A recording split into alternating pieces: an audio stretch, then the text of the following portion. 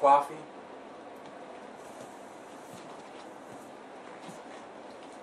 I'm Anthony.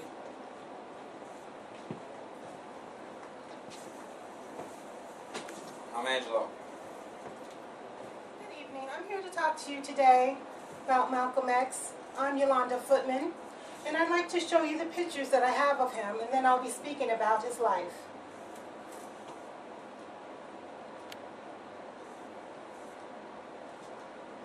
Okay, then you can. Malcolm X was born in Omaha, Nebraska in 1925 to Earl and Louise Little.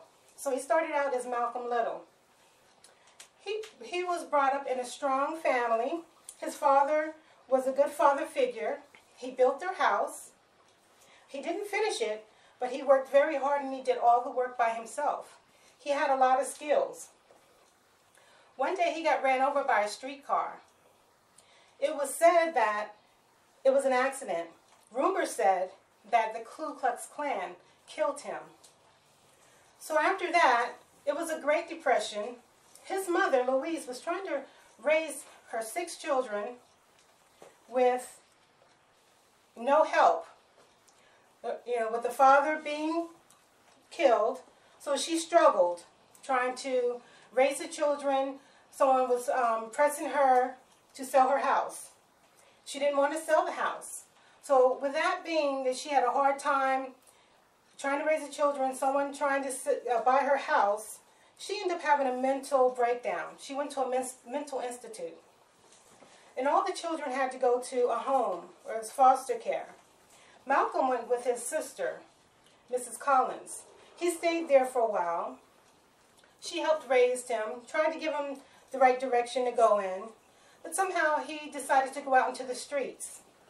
He ended up dibbling and dabbling in trouble, developing bad behaviors.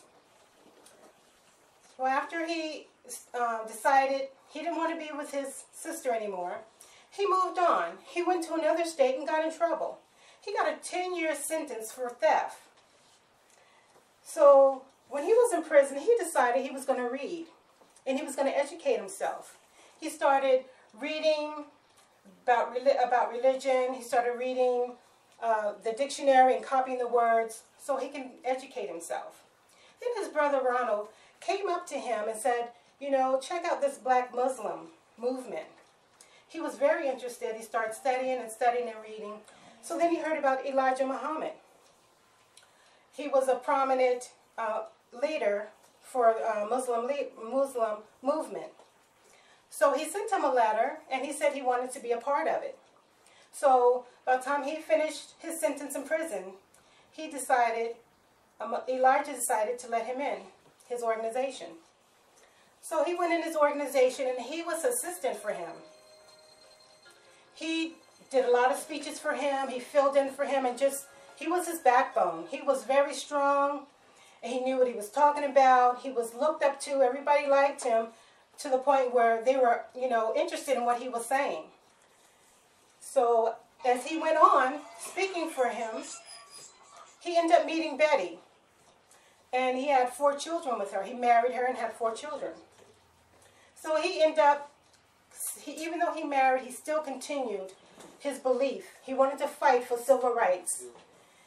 He kept going and kept going. He traveled around, but he also did a speech where Elijah had told him in New York, Elijah told him, do not say anything to cause any problems. Don't say anything about Kennedy's assassination. So in Malcolm's speech, he decided he wasn't going to listen. Malcolm says what he wants to say. So someone asked him a question, what do you think of the Kennedy assassination?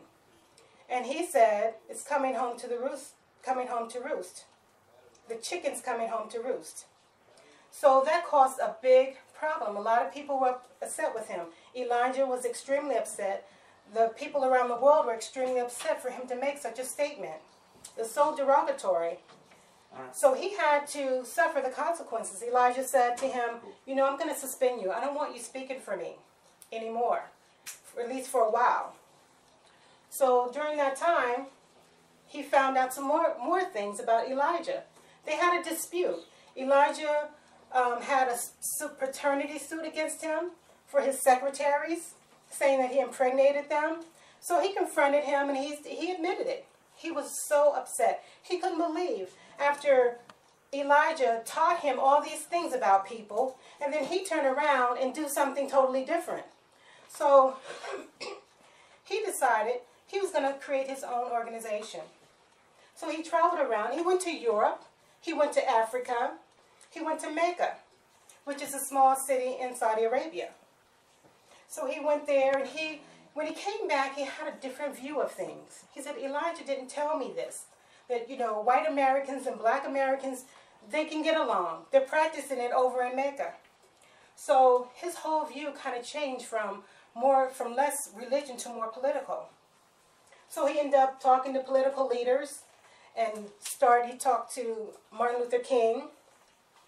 He talked to different leaders he got with, and he started to changing his tone and his way of thinking. So his last speech was in Harlem, New York, February 21st, 1965. He started speaking about his new organization that he's putting together. And lo and behold,